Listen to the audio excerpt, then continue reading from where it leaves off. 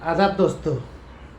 मैंने कुछ दिन पहले एक वीडियो डाला था, डिफेमेशन का केस है, मानहानि का था। तो किसी अधिकारी को मैंने उल्टा सीधा कहा था, तो उसने केस किया था। उसी संबंध में बहुत से लोग सवाल पूछ रहे हैं। मैंने कहा था सवाल पूछिए आप लोग, किसी भी मुद्दे पर है। तो उन्होंने सवाल पूछा है। ज़्यादातर लोगों का सवाल ये था कि किसी अधिकारी कर्मचारी को अपशब्द कहना या उससे बदतमीज़ी करना ये गैर कानूनी है कि नहीं, इसमें क्या क्या होता है। तो मैंने कहा बहुत अच्छी है, जागरूकता इससे बढ़ेगी, लोग पूछे तो अच्छी बात है। तो मैं पहली बात में ये एक लाइन में बता देता हूँ कि किसी भी अधिकारी कर्मचारी के खिलाफ अपशब्द कहना या बोलना या कुछ भी ऐसा हिंसक करना ये गैर कानूनी है। सामाजिक तौर पे भी जो हमारे अपने संस्कार हैं उसमें भी गलत है। वो अधिकारी कर्मचारी भी किसी का बेटा होगा, किसी का पति होगा, किसी का पिता होगा, तो किसी का अपमान नहीं करना चाहिए। हर इंसान का सम्मान हो, और वो भी अपना परिवार पालने जिलाने के लिए नौकरी किया है। अगर उसकी हैसियत अच्छी होती तो नौकरी नहीं करता सरकार की, वो अपना ठाठ करता। लेकिन आदमी अपनी मजबूरी की वजह से नौकरी करता है, तो अधिकारी कर्मचारी का सम्मान करना चाहिए, और कानून में भी है। संस्कार वाला भी बता दिया, और नियम और कायदा कानून संविधान में भी मैं बताता हूँ।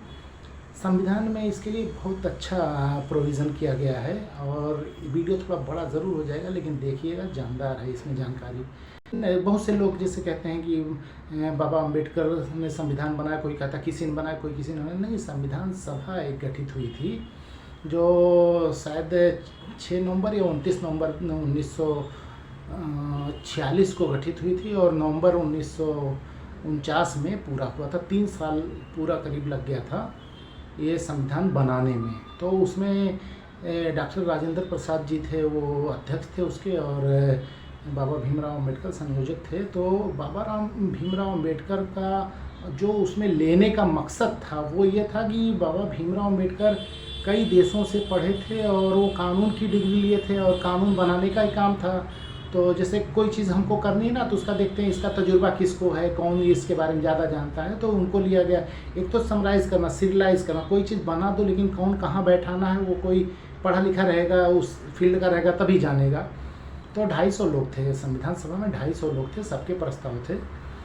तो बाबा भीमराव अम्बेडकर का काम ये था कि लोग दुनिया के और कानूनों के बारे में बताना। तो एक बार झगड़ा भी हो गई थी उसमें, कोई साथ थे, उन्होंने कहा कि अगर ऐसे ही दूसरे देश का कानून लिया जाएगा तो ये तो गुलामी का प्रतीक हो जाएगा। तो भीमराव जी उस पर तेज़ी से बोले, मतलब भड़क के बोले। उस वक्त जात पात चल रही थी, वो उच्च जात के थे जिन्होंने ऑब्जेक्शन लिया था, और इनके बारे में तो आप जानते हैं। तो उन्होंने ऑब्जेक्शन किया कि ये कैसे इतनी तेज़ बोल सकता है। तो उन्होंने बोला कि क्या कर सकते हैं। उन्होंने एक बहुत अच्छी मिसाल दी थी उसमें कि जैसे हमारे देश में रेल ना हो, हमको रेल बनाना है, तो हम टेक्नोलॉजी जहाँ बनी वहाँ से जाके ले लें कि अब हम चाय की केतली में भाप देखेंगे, और भाप में पावर, उसके बाद फिर बच्चों से कहेंगे ये बनाओ, यहाँ से शुरू करेंगे क्या। जहाँ पे जो दुनिया में जो जिन चीज़ों के लिए कानून, जैसे मौलिक अधिकार बनाना है हमको, तो मौलिक अधिकार के लिए क्या अलग लेंगे। हर देश की जनता, इंसान के लिए जो अधिकार दूसरे देश में वही हमें भी चाहिए, तो मौलिक अधिकार दूसरे का ले लें। उसमें थोड़ा सा आगे पीछे हम अपने भौगोलिक स्थिति, सांस्कृतिक स्थिति को देख के थोड़ा मौलिक अधिकार में चेंज कर ले, लेकिन लेंगे तो कहीं और से कि पूरा फिर से बैठ के लिखेंगे। तो चिल्लाए थे, तो उनकी बात मानी गई, क्योंकि लॉजिक था उनके कहने में। ऐसा नहीं कि नौटंकी करो ना, कुल हम नवा लिख बैठे, लगता 200-300 साल लगता, या तो जो लिखते वो उसी दिन चरमरा जाता। तो बाबा भीमराव अम्बेडकर का ये काम था। अब मैं इस पे आता हूँ कि जो ये संविधान में लिखा गया, ये संविधान के अनुसार किसी अधिकारी कर्मचारी को अपशब्द कहना या अपमानित करना वैध है अवैध है, कानून में क्या कहता है ये, इस पे आते हैं। तो ये उस वक्त सेलेक्टेड होम मिनिस्टर थे सरदार साहब, सरदार वल्लभ भाई पटेल। उस वक्त चुनाव कोई नहीं हुआ था। तो 1947 में देश आज़ाद हुआ, तो एक सरकार का गठन कर लिया गया था। तो सेलेक्ट कर लिया गया था फला ये मंत्री, फला वो मंत्री रहेंगे। तो इन्होंने प्रस्ताव बनाया था कि अधिकारियों कर्मचारियों को हम प्रोटेक्शन देते हैं। तो बहुत से संविधान सभा के लोग जब सुने तो उनको बुरा लगा, लेकिन गांधी जी और सरदार पटेल साहब जो 2 नेता थे, वो इतने, उनके पास सबकी जाने की हिम्मत नहीं होती थी। कोई अच्छी बात के लिए नहीं जाता, ऑब्जेक्शन की तो बात ही छोड़ो। सरदार साहब का बहुत जलवा था। तो लोग नेहरू जी के पास आए। नेहरू जी एक ऐसे लचीले स्वभाव थे ना, उनको बड़े भी डांट लेते थे, छोटे भी डांट लेते थे, सब अपनी समस्या कह लेते थे। उनको जिन्ना भी चिल्ला लेता था उनके ऊपर, और ये श्यामा प्रसाद मुखर्जी भी उनसे बात कर लेते थे। यानी नेहरू को सबको लेके चलते थे, हाँ भैया तुम्हारी भी सुन लेते, तुम्हारी।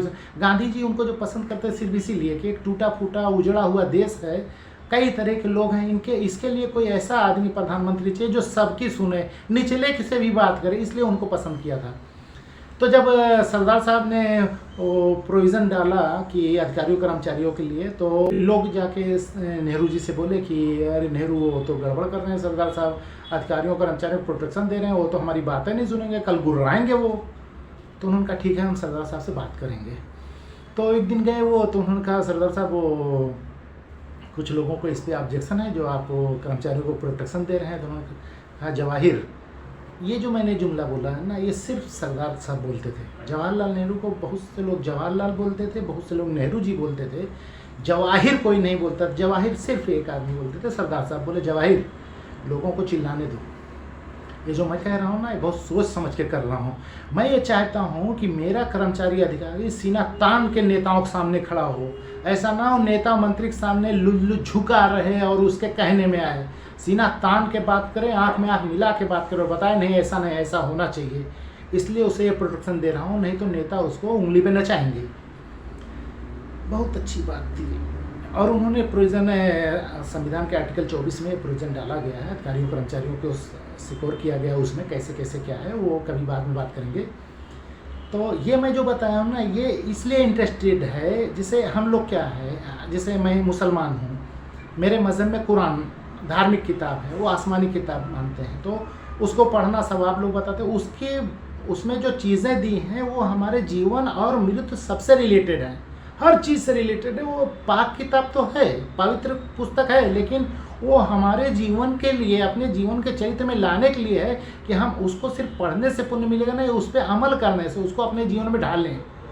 तो कुरान जैसे है, उसमें आयत है या सूरत है, तो कोई भी आयत जब आप पढ़ेंगे तो उसको ये देखें, वो घटनाक्रम उसका देखें कि उस वक्त क्या घटनाक्रम थी जब ये आयत नाजिल हुई थी, जब ये कहा गया था, तब उसमें इंटरेस्ट बढ़ेगा, क्योंकि उस घटना की काट उसमें बताई गई है।